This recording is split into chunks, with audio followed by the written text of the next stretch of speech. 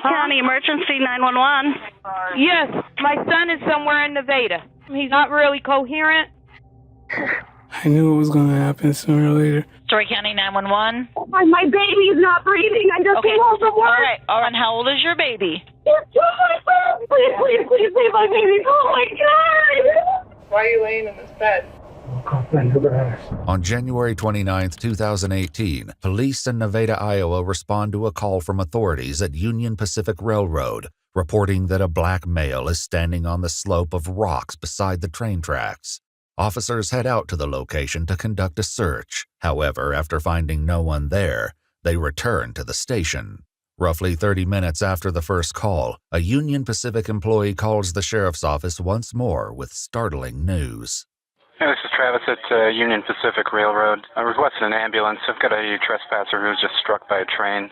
And so this just happened? Yeah, moments ago, reported by a coal train. Okay. All right. I'll go ahead and dispatch out medical. This is 206. Police officers arrive on scene shortly after the call, ready to administer medical aid if they find the victim before the paramedics. We'll be on the south side of the tracks. Oh, stop.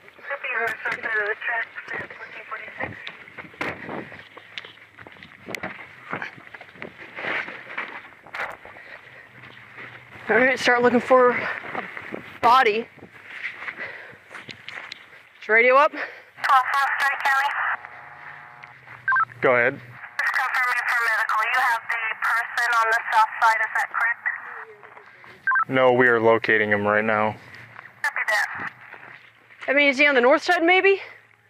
I don't see him. I've been looking, I don't see anything.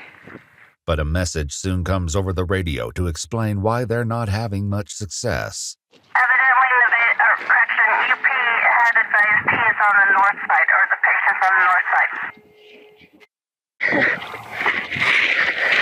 side. 10-4. So we need to be on that side of the tracks.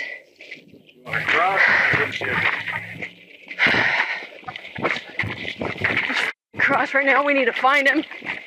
Despite the setback, first responders eventually find the victim beside the tracks. He's hurt, but alive and conscious. Soon, another 911 call comes in providing more details about the victim to the police. Story County Emergency 911.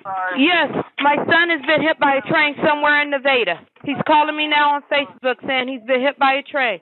All right. Unless there's a second person hit, he's already been located and has somebody with him. Do you have him on the line still? I have him on the line, but I don't know if he has anybody with him. He's not really coherent. He's just saying he's been hit by a train. Is he able to tell you exactly where he's at? They're out in the area and they've been looking for him. Can y'all tell us where he's at? Because somebody... Going to the hospital. Where is he at? It sounds like there is somebody with him. Okay, so did you call an ambulance and everything already? They're already out there with him. Okay. Hospital somewhere. I can't tell you where.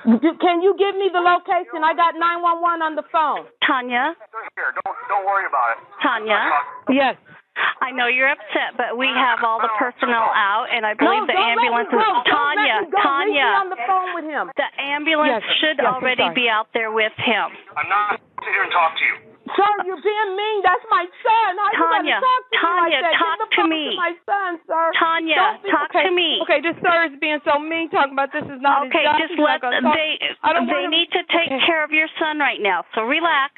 Just relax. They're going to take care of your son. There. Yes, they are. You've got Union Pacific. Here on the site. See? Okay, he said a paramedic is on site. Okay, thank you. Yes. Okay, so there is an ambulance out with your son, and they'll be taking care of him. As EMTs attend to the victim, police officers speak to the conductor. The conductor shows officers the area where he located the man after he was struck by the train. Here they find some splashes of bright red on the tall grass. They also find a lighter and a tube from an ink pen filled with what appears to be a white substance. The incident is made only more tragic when the victim reveals to EMTs that he has 2 kids at home. Back with the victim as the EMTs load him into the ambulance, they ask him if he hurt his children. But to this simple, straightforward question, the victim provides no answer. Just as emergency responders are getting their heads around this shocking incident, another harrowing 911 call comes in to throw the day into more unimaginable chaos. 911? I need an ambulance now. Where at? going on there? My baby's not breathing. I just came home from work. All right. And how old is your baby? It's 2 months old. Wait. Okay, how long has your baby not been breathing? I don't know. I just got home. My husband was supposed to be watching her breathe. Okay, all right. So is the baby in the crib?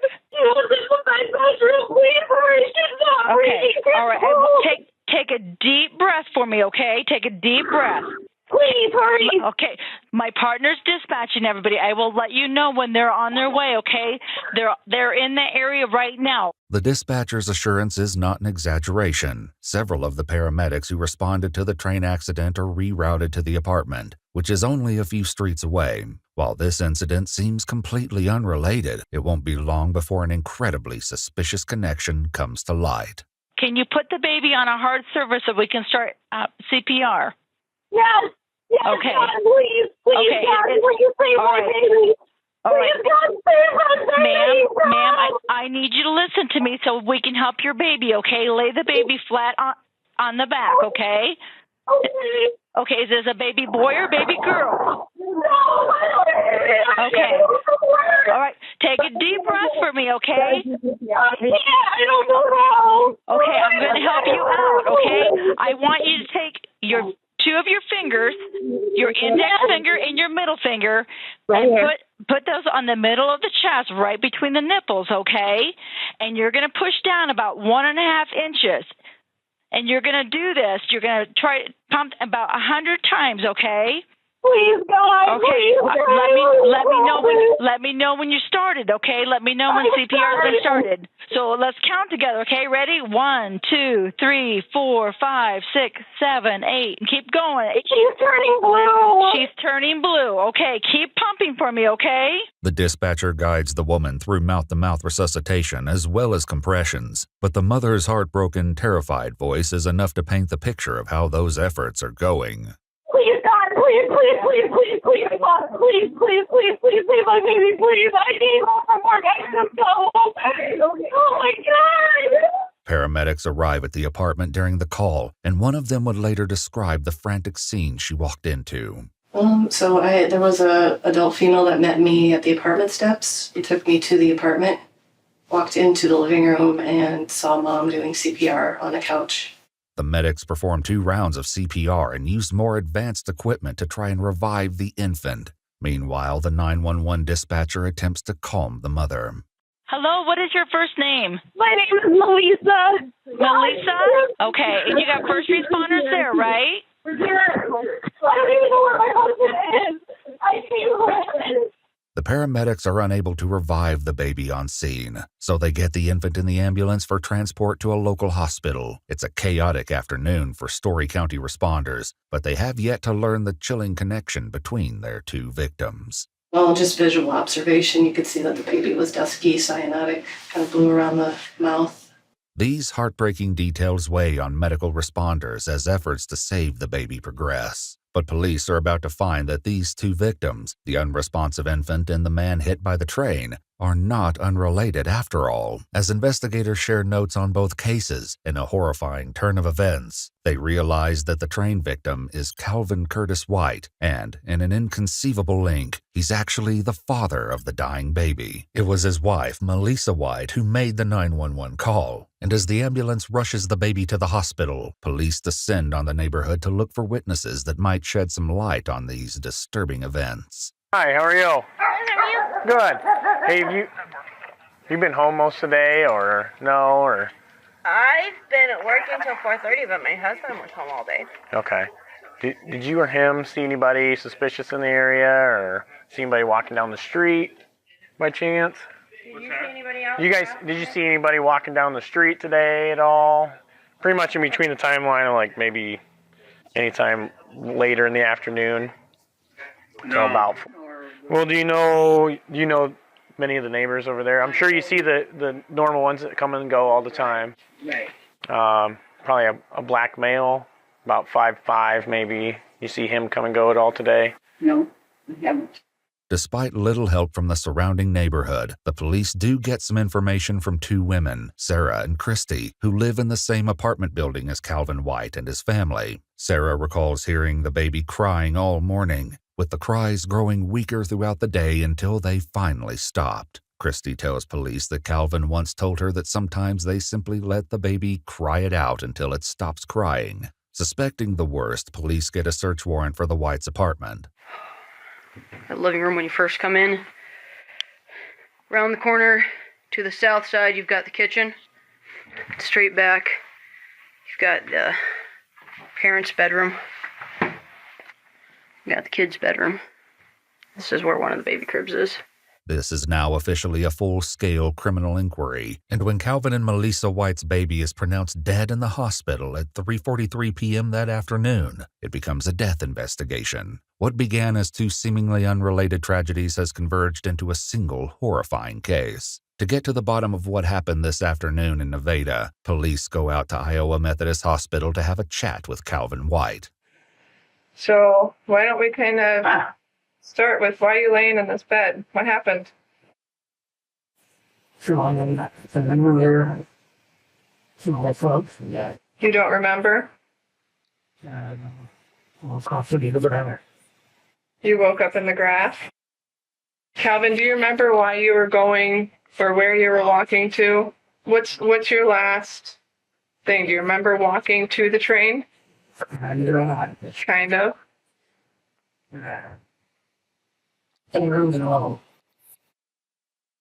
You take your time, okay? You remember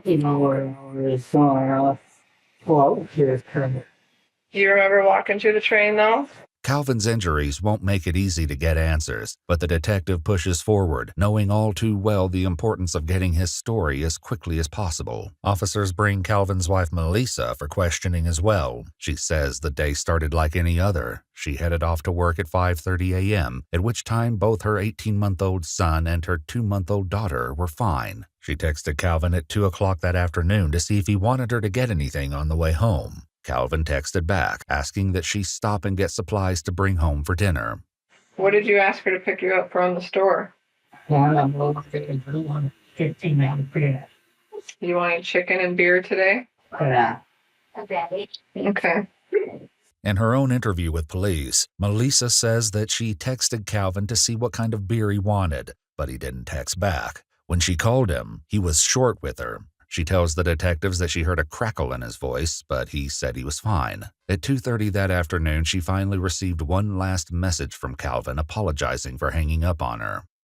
Where do you work, Calvin? Do you have a job? Do you stay home? Yeah. Do you stay home? Okay. Do you watch your kids? Are you home alone? What's that? Do you watch your kids? How many kids do you have, Calvin? Do you have 2 kids? After confirming with Calvin that he's the primary in-home caregiver, the detective emphasizes how much pressure this has to put on the 30-year-old father. You guys got to be tired, no sleep. How is with waking up in the middle of the night? She's gotten better. Who would normally get up with her? You get up with her? I get up with her. So she works quite a bit. So essentially you do a lot of the parenting roles by yourself. Yes. After your wife leaves for work and you get up with the kids and do home all day with both kids under a year old. That's pretty impressive. It's a lot. It is a lot. It is a lot, yeah. Calvin's workload as a parent has been under additional strain for the last month or two because both kids have been struggling with illnesses. What were they doing? What did this sickness consist of? Were they vomiting, puking? What's that? Cough. Just a cough? Coughing and wheezing.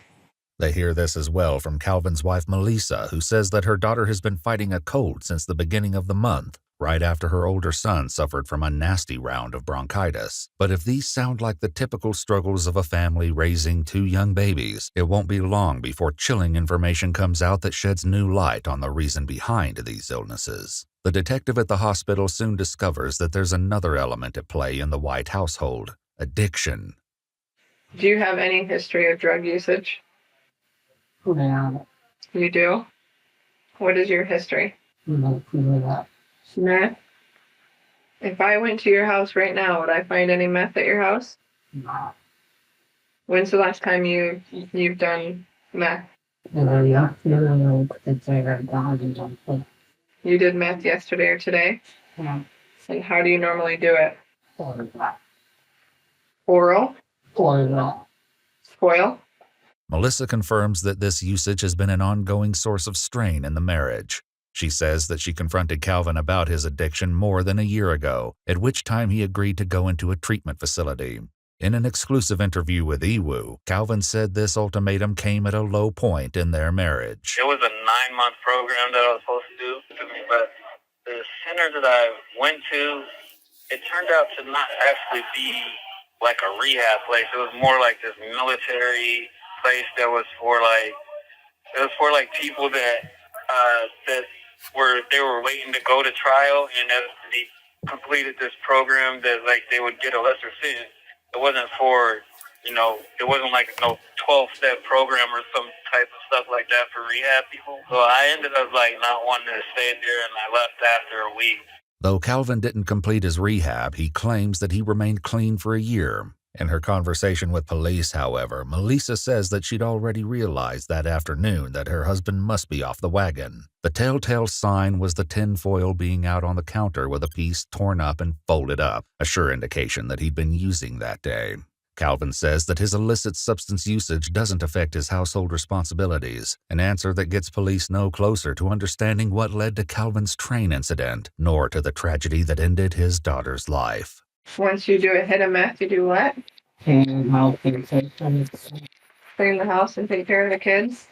Back with Melissa, police ask if there's anyone Calvin may have been in contact with over the last 48 hours that might have supplied him with illegal substances. She readily gives them a list of names, the last of which is Calvin's ex-girlfriend, Melissa B. Melissa B's name also comes up in the interview with Calvin, who shares some disturbing facts about the events surrounding their breakup.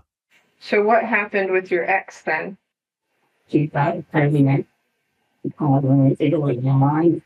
I really want to put my. It was bad to me. So how did you handle that? How long ago was that? Like 7 years ago. How did you handle that situation? What did you do? You what? Dropped out of college. You dropped out of college? In a shocking twist, police discover that a friend named Brett took Melissa B. to Calvin's apartment the same day these tragedies occurred. Brett tells the police they first drove past the parking lot just to make sure that Calvin's wife Melissa's car wasn't there. You're saying, to the best of your knowledge, Melissa didn't enter the apartment that day? Not that, but they were still in the same spot. Seems, yeah.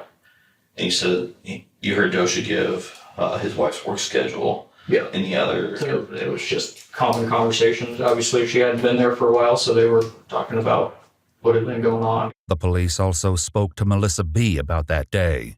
She says Calvin was trying to figure out the time schedule for the train, hours before tragedy struck.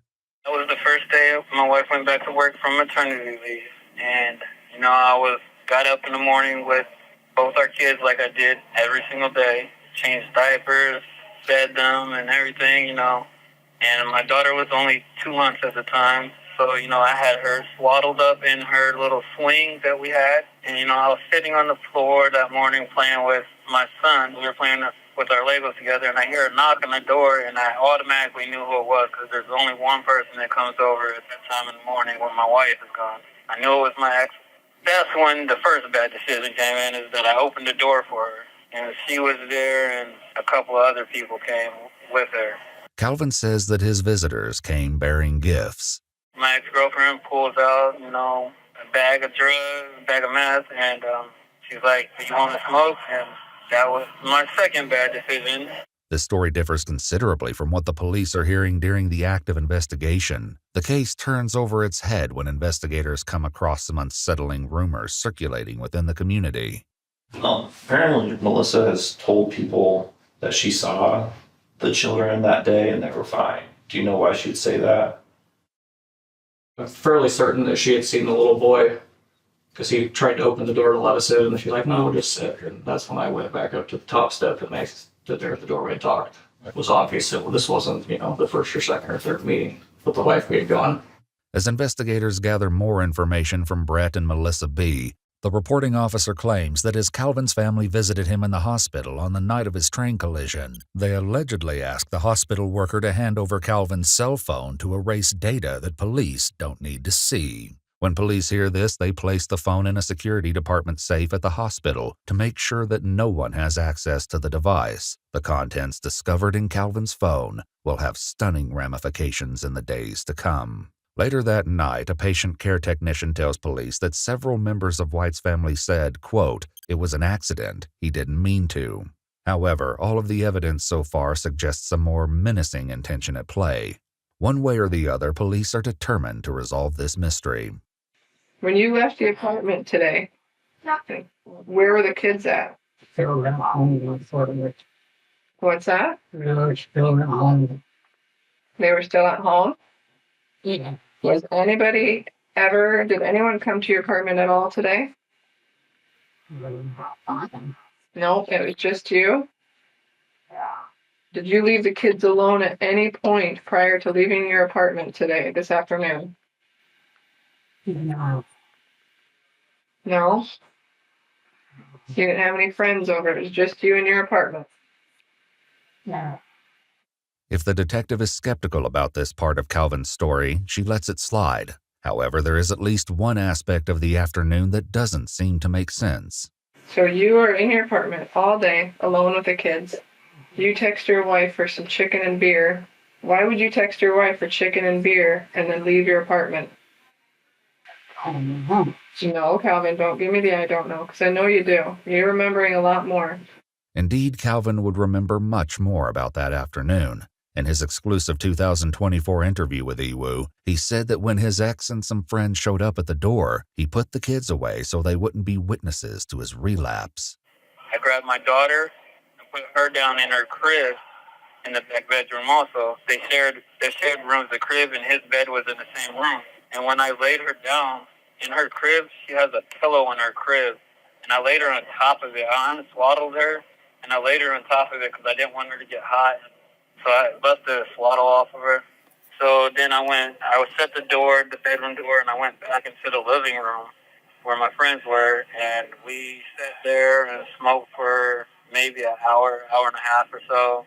And then they were like, we got to go, and they got up and left. Calvin will soon reveal what happened next, but in her own interview with police, his wife Melissa explains what happened when she got home that day at around 2:45 p.m. and found the front door unlocked. When she went inside, she found her son screaming and her husband missing. She also noticed that her daughter was not in her usual baby swing in the living room.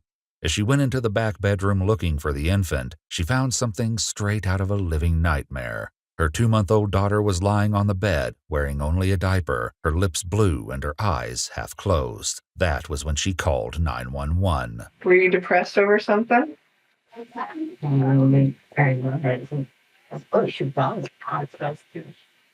only thing you're depressed about is your drug use? It seems that the detective suspects she isn't getting the whole truth out of Calvin. In an attempt to have Calvin reveal the truth, she begins to share gut-wrenching information about her findings at the apartment. Details that should get a reaction, unless of course he already knew those details before leaving the apartment that day. We've been in your house, right? We've been in your house. Right, you know that. I mean, you got hit by a train. We got to do our due diligence here, right? No, and we can see that something is not right. Something's wrong, right? Was this something that was an accident? Calvin's injured. Well, that's what I'm asking you, Calvin. You're the only one home alone with her. Do you remember picking her up out of that swing? Calvin, look at me. Do you remember picking her up out of that swing?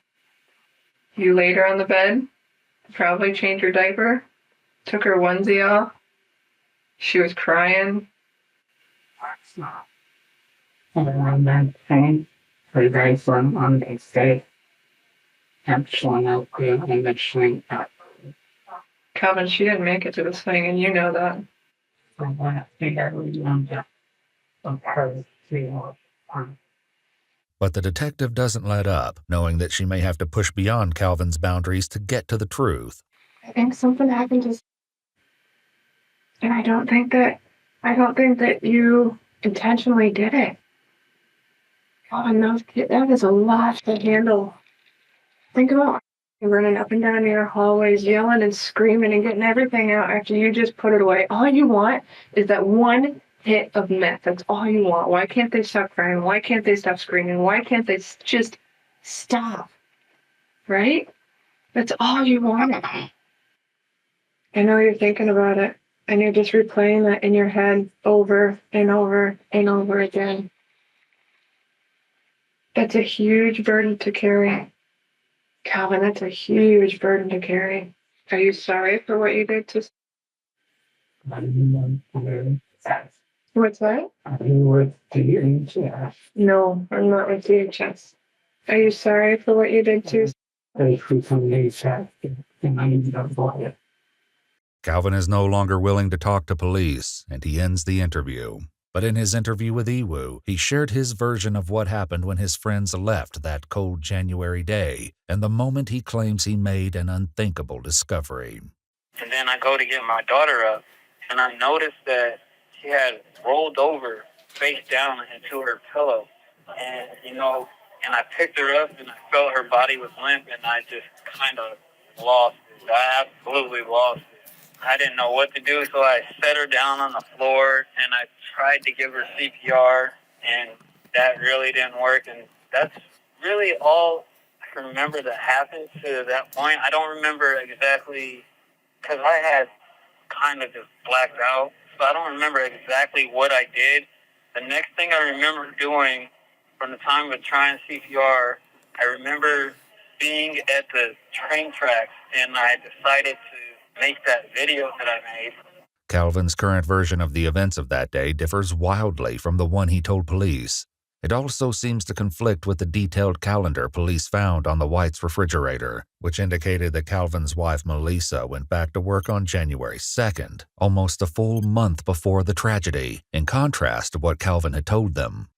That was the first day my wife went back to work from maternity leave. But perhaps most importantly, it's contradicted by the very video that Calvin mentions making in the moments before the tragedy. It's a video that police discover on his phone only a couple of days after the incident, and it provides them with the damning evidence they need to secure a warrant for his arrest.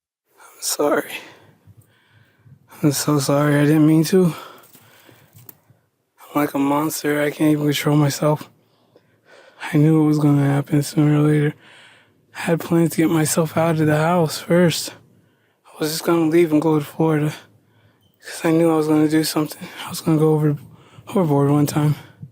I'm the reason she's dead. I'm the reason why the kids were always sick. They weren't sick. I was just killing them slowly. I'm so sorry. The video is damning, but in his interview with Iwu, Calvin insisted that much of what he said in that message was misunderstood, and his confession about the kids was only a reference to his substance abuse. One day, my wife is going to find out, she's going to kick me out the house, I'm going to lose custody of my son, and all that. That's what I meant, but I was making the kids sick, because I just felt like I was being really neglectful to my children by doing that every morning. That's all I meant by that. I wasn't doing anything to make them sick. It's not like I was poisoning my child or anything. I wouldn't even know how to do that. But that wasn't all Calvin confessed to on that video, and not all of it will be so easily explained. Oh, Melissa. I was cheating on you the whole time. I was doing drugs the whole time. The truth is, I couldn't stand living with you. I hated you. You were just sexy, so it was a little easier to put up with you. I didn't mean to kill. All I did was throw pillows on top of her face so you couldn't hear her scream. That's all. She must have suffocated. I'm sorry. It's apparently nothing short of a full confession, and though Calvin's story about what happened to his baby is shocking enough on its own, it's not the only incriminating statement he makes in the video. He also mentions an incident involving his ex-girlfriend, Melissa B.'s son, a subject that came up briefly in the hospital interview as well. Who hurt him or what happened, I guess? No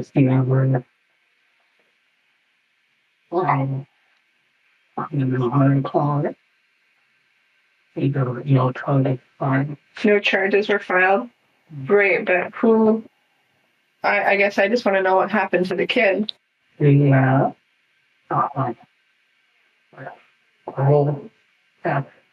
a skull fracture. Though Calvin denied any responsibility for this injury when speaking to the detective, he told a much different story in the self-filmed video hours earlier.